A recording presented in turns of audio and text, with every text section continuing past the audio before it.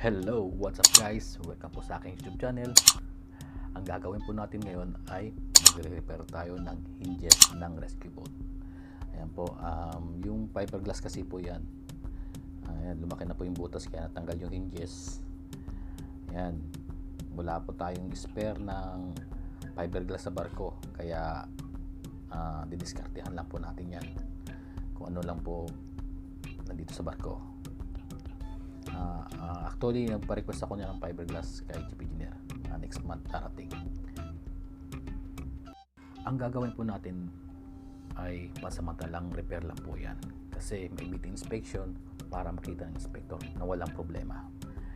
Yan. Ang naisipan ko pong itapal doon ay yung PVC pipe. Yan. Tatabasin po natin yan. Tapos, iitingin natin ang apoy para lumapat siya. Tapos magputol tayo ng 3. Yun. Kung mahitkan po kayo, mas maganda po yun. Kasi maiinitan talaga yung PVC. Malalapat siya. Tapos lagyan mo lang pabigat sa ibabaw. Yan. Pagkatapos ay kakabit na po natin doon sa rescue boat. Doon po natin bubutasan at ilalagay yung hinges. Yan. Okay? Watch until the end. Tara, let's!